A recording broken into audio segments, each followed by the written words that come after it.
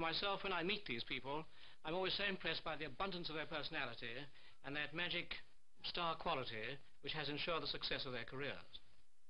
Now this week, let's start off, as we so often do, at a place that sees many celebrities each week, London Airport.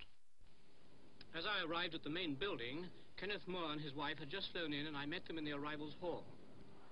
Their daughter Sarah had been brought down to meet them. Kenneth Moore was very delighted to see his lovely baby. She's only 2½, and has grey-green eyes and lovely blonde hair, just like her mother. The Moores had returned from a holiday in Italy, and they both looked very tanned and fit. Sarah immediately monopolized Daddy's attention.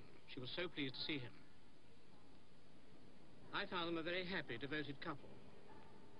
He's back for the premiere of his new film, Reach for the Sky, in which I hear he's extremely good. Another arrival at London Airport recently was lovely dancing star Vera Ellen, who flew in with her husband. She's over here to star with Tony Martin in a new romantic musical comedy called Let's Be Happy. She certainly seemed in good form as she posed for press photographers and said how pleased she was to be back in London. I told her we were equally pleased to see her. Vera wore a black wool stole, black suede gloves, and a black handbag to match. These were worn with a pillar box red wool frock with a widely flaring skirt. The frock buttoned all the way up to the neck and looked very good on her slim figure. Producer Marcel Hellman was there to greet the star and brought a huge bouquet of roses for her. We shall look forward to seeing Vera Ellen in Let's Be Happy.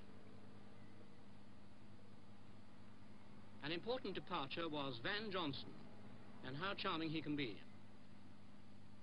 Tall, red-haired, and full of wisecracks, this popular star told me he'd been over here with his wife enjoying a holiday. He said he'd been spending his own money for a change.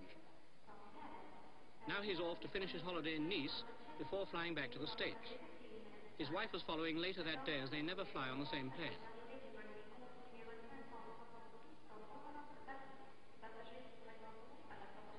Van Johnson told me how much he and his wife had enjoyed their stay in this country. Over now to London's Coliseum Theatre, where I was invited to attend a rather special audition. Dashing back from the airport, I arrived in time to see a lineup of some of the finest dancers in show business. Jonathan Lucas, famous American dancer and choreographer, leads the girls onto the stage. And here is lovely star Esther Williams and her husband, executive producer Ben Gage. The audition was for a final selection of 100 beautiful girls who can dance and swim to perfection.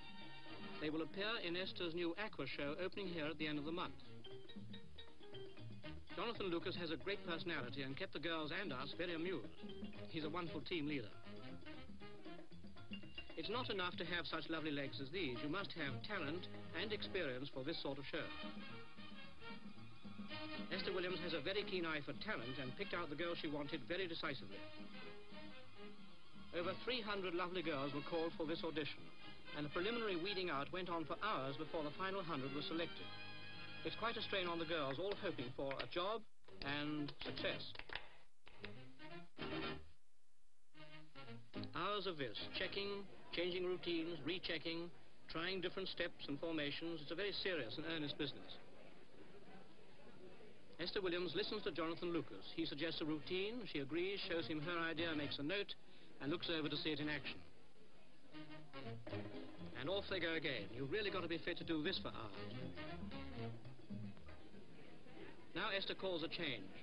How about some swimming exercises? Here she demonstrates swimming movements on dry land, the elegant backstroke.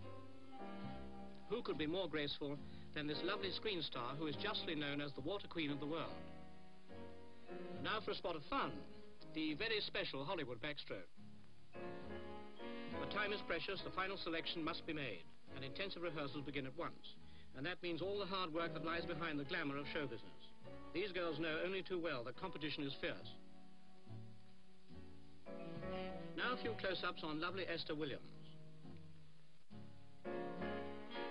She was wearing a very fascinating charm bracelet. All the charms are gifts from a very loving husband and are engraved with personal and loving messages. Her 3 children are reproduced in profile as gold charms on the bracelet. Here is a star who, if possible, I found to be more lovely off the screen than in her films. Her personality is really wonderful. As I left, the final selection had been made, and they carried on straight into rehearsal.